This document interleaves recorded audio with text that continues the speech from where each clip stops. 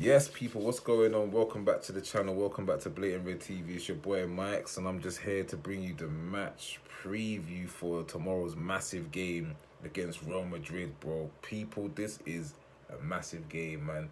This is a big game because win this, and you might say effectively, we've got our foot into the knockout rounds. You know what I mean? Because after Real Madrid, I think we've got some winnable games in the Champions League. I know that we've got Bologna at home and then we've got to go away to Girona at some point. But I don't know who the team is that we've got to face after Real Madrid. So yeah, man. But people, tomorrow's game is massive because when's the last time we put a beating on Real Madrid? The last time we played them, I think they put a beating on us. Was it a 5-2 loss or something like that in the Champions League? I think that's the last time we played Real Madrid. Yeah, 5-2 loss. And we was 2-0 up in that game, you know what I mean? So yeah, people, man, do not underestimate how big this game is tomorrow. Like, we can't afford to lose. We can afford to lose, but we don't want to lose. Like, we don't want to lose at home to Real Madrid. So, as you know, I like to obviously bring you Arne Slot's press conference in the previews, just so we can obviously touch on a few things that he was asked during the press conference. And as you know, people, one of the questions he was asked was about Salah's comments that he made yesterday. Well, I don't think he made them yesterday. I think he made these comments after the Southampton game, but they obviously came out yesterday, and it's basically been the talk of radio everywhere, in it. So let's get into the answer of the question. He basically said, we don't share contract talks. Well, at least I don't share this. All I can say is in my lineups, Mo is more in than out. That's all I can give.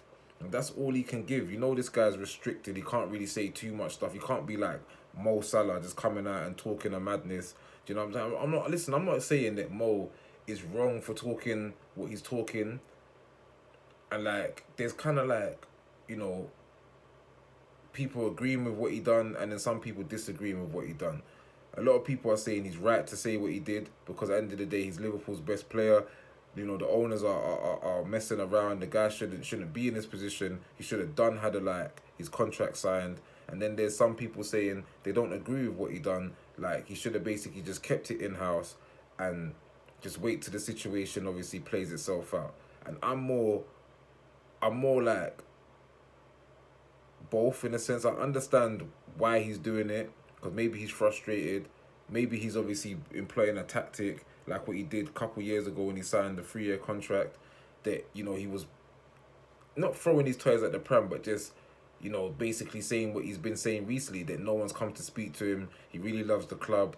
Da da da da da. You know what I'm trying to say? But then there's a side of me that's like,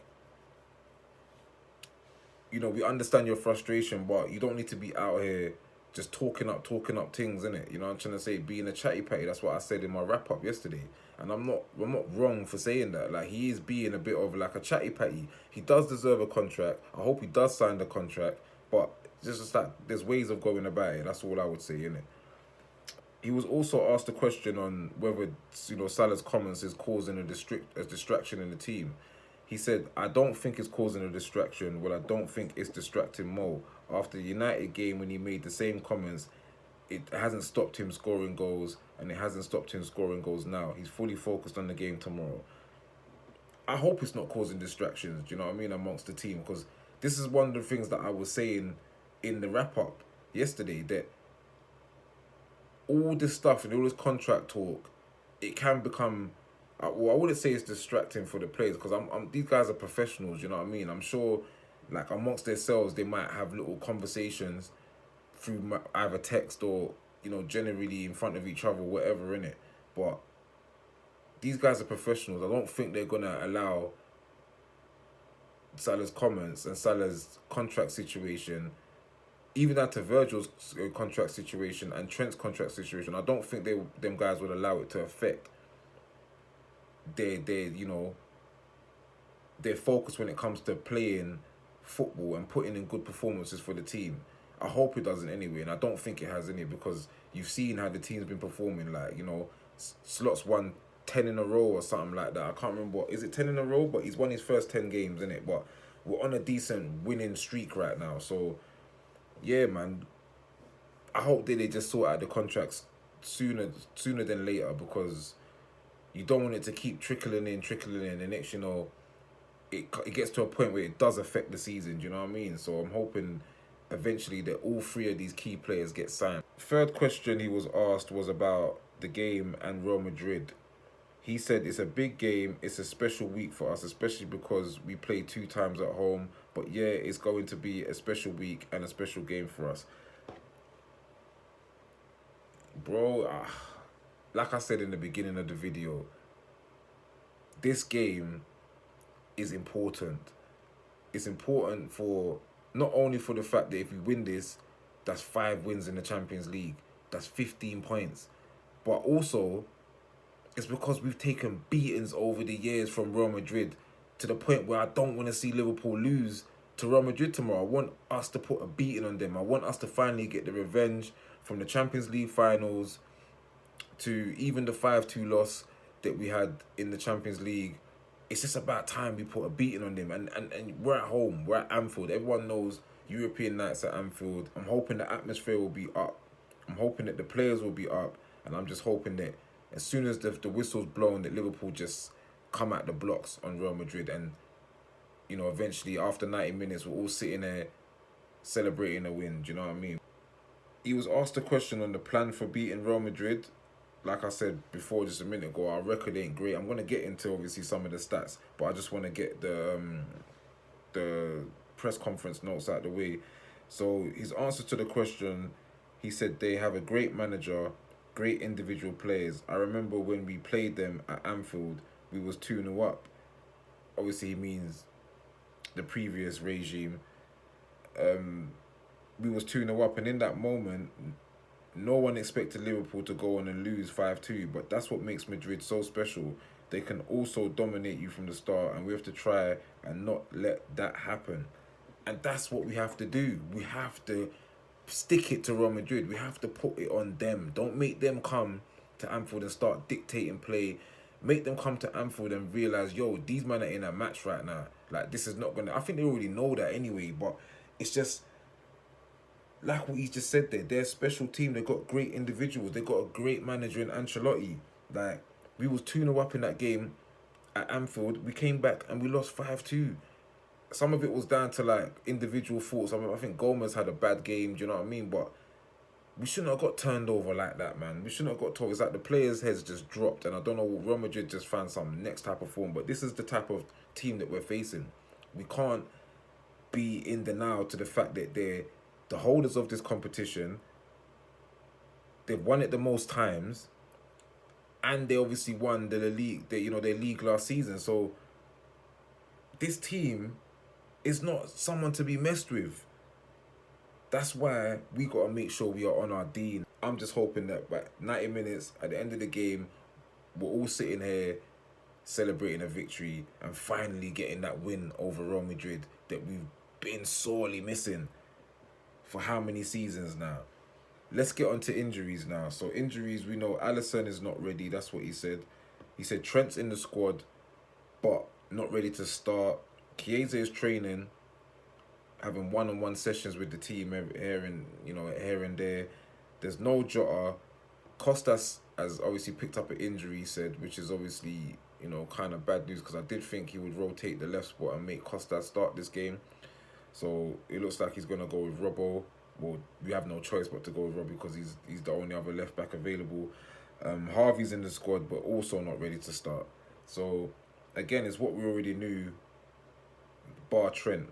Trent's the one that's in the squad, but he's not ready to start. He said that he probably might give him a little run out. So it's definitely going to be Bradders starting at the right back position.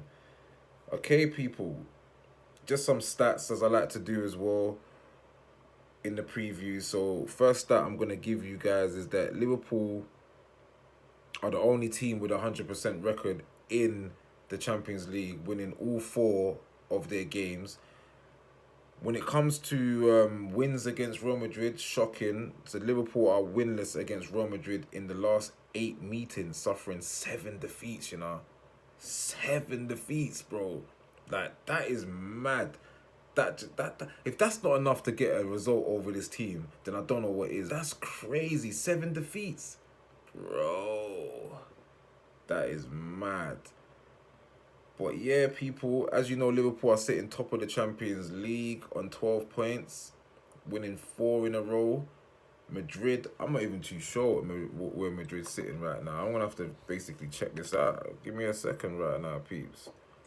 So Liverpool at this present moment are sitting second because Barcelona won. I think Barcelona played earlier on today and they won their game. So they've gone top of the Champions League, sitting on 12 points. Liverpool are second. Madrid are 21 in the table. But if they get a result tomorrow against us, they can jump to as high as 9th in the table.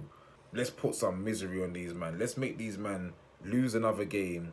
And literally, like, the holders might not even make it through to the knockout rounds. Like, it's crazy right now. Crazy. But I'm hoping that that's the case for these man. You know what I mean? Let's get into Liverpool's last 5 results in all competitions. A 3-2 win over Southampton is the most recent one. Then a 2-0 win over Aston Villa. A 4-0 win, that was our last result in the Champions League against Bayer Leverkusen. Then we had a 2-1 win against Brighton. And then a 3-2 win against Brighton. We're the team that's going into this with the most form. Real Madrid, their most recent game, that was a win. A 3-0 win. Then they had a 4-0 win against Osasuna. Then they had a 3-1 loss in the Champions League to AC Milan. A 4-0 loss to Barcelona in the El Clasico.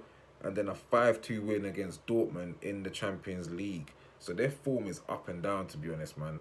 It's not the best. And that's another reason why I think that we can get at these men tomorrow. Because their form is a bit up and down. Lineup-wise, let's get into the lineup. We all know that Alisson is not ready, so it's going to be Kelleher in goal.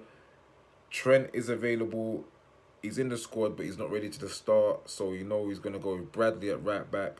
I do believe he's going to go with Konate and Virgil and Robbo as the left back. I do think he's going to go with Gravenmacher as the pivot. Salah on the right. Szoboszlai as the 10. I was thinking, was he going to play Jones as the 10 though? That's the only thing. Was he going to give Sobo a rest and play Jones? Because Mac obviously had a rest against Southampton and came on as a substitute. That's why I believe he's going to start Macca in this game. But I'm not too sure about the 10. I don't know if he's going to rest Sobo and play Curtis. But I'm going to just say Sobo for now. Because Sobo did get a goal. And Sobo needed that goal, you know what I mean? And then I'm going to go with Diaz on the left because Gakpo obviously started the last game and Diaz came on as a substitute. So I do think he's going to start Diaz in this game. And Nunes up top. Prediction-wise, I'm not even giving a prediction. I like to say I want Liverpool to win, but I'm not going to give an actual scoreline. I'm just going to say I want Liverpool to win. Do I think Liverpool would win? Yes, I do think Liverpool would win, but I do think it's going to be a tough game. But it's a game that I do think that we can win due to us being at home and, you know, a European night under the lights at Anfield. So yeah, people, that was the preview. Catch me back on the screens tomorrow for the match reaction, where hopefully we are celebrating a win. But until then, people, have a good evening. It's Blatant Red TV. It's your boy Max. Peace.